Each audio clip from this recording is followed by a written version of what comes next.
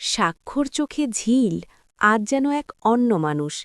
ঝিলকে আয়নার সামনে দেখে সাক্ষ্য মুগ্ধ হয়ে বলে ওঠে, তোমাকে দেখে ঠিক সদ্য ফুটে ওঠা একটা সতেজ ফুলের মতো লাগছে। ঝিল লজ্জা পেয়ে হেসেই উড়িয়ে দেয়, বলে, ধুর, বাজে কথা বলো না তো। স্বাক্ষর গলায় তখন গভীরতা। সে ঝিলকে বুঝিয়ে বলে, বাজে কথা নয় ঝিল, আজ যেভাবে তুমি কায়দা করে সবাইকে আপন করে খাওয়ালে, সবাইকে তত্ত্ব বুঝিয়ে দিলে, সেই একই বাধুর্য দিয়ে তোমাকে সবার মন জয় করে নিতে হবে। জীবন তো অনিশ্চিত, সবসময় হয়তো আমি পাশে থাকব না, তখন তোমার এই ব্যক্তিত্বই তোমাকে আগলে রাখবে। ঝিল কিছু বলতে চাইলেও সাক্ষ্য তাকে কথা বলার সুযোগ দেয় না। পরম মমতায় সে নিজেই ঝিলকে সাজিয়ে দিতে শুরু করে। সাজ শেষ হলে সাক্ষ্য অবাক হয়ে ঝিলের দিকে তাকিয়ে থাকে।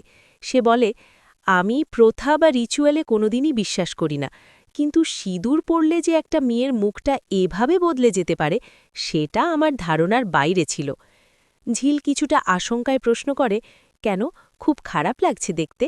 সাক্ষ্য মৃদু হেসে উত্তর দেয়, না, খুব সুন্দর লাগছে। এবার শাড়িটা পরে নাও, আমাদের বেরোতে হবে। অনুষ্ঠানের মধ্যমমণি ঝিল। ঝিল যখন শাড়ি পরে বাইরে আসে, সাক্ষ্য তার দিক থেকে চোখ ফেরাতে পারছিল না। সে সগর্বে বলে, তোমাকে সত্যি খুব সুন্দর লাগছে ঝিল, এবার চলো। তারা যখন অনুষ্ঠানের মূল প্রাঙ্গণে পৌঁছায়, উপস্থিত অভ্যাগতরা ঝিলকে দেখে বাকরুদ্ধ হয়ে যায়। এক মুহূর্তের জন্য চারপাশ নিস্তব্ধ হয়ে যায়। সাক্ষ্য সবার উদ্দেশ্যে স্পষ্ট গলায় বলে, কিছুক্ষণ আগে পর্যন্ত আপনারা আমার বউয়ের সাজগোজ নিয়ে হয়তো হাসাহাসি করছিলেন, আর এখন দেখুন প্রশংসার জোয়ার বইছে। আসলে মানুষের রূপ কারুর নিজের হাতে থাকে না, তবে বিশেষ অনুষ্ঠানে পরিবেশ অনুযায়ী সাজাটা জরুরি। সে আরও যোগ করে, আমার মা একজন গুণী শিল্পী, খুব ভালো গান করেন। আজ আমি জানতে পেরেছি ঝিলও খুব ভালো গান গায়, ওর মধ্যে প্রতিভা আছে। আমি চাই আজও সবার সামনে গান গেয়ে শোনাক। সাক্ষর অনুরোধ আর সম্মানে ঝিলি গান ধরতে বাধ্য হয়। তার সুমধুর কণ্ঠস্বর অনুষ্ঠান বাড়িতে এক মায়াবী পরিবেশ তৈরি করে। গান শেষ হতেই চারদিক হাততালিতে ফেটে পড়ে। রিচুয়াল ও পারিবারিক মুহূর্ত।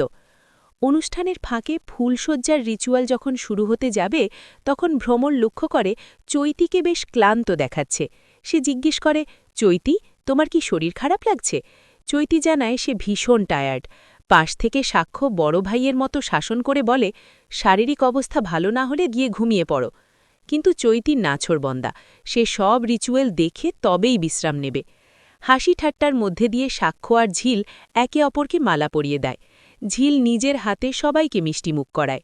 এরপর সুদর্শনা এক অদ্ভুত রিচুয়ালের কথা বলেন। তিনি বলেন, এবার নারকেলের জল দিয়ে ঝিলকে তার চুল খুলে তোমার পা ধোয়াতে হবে।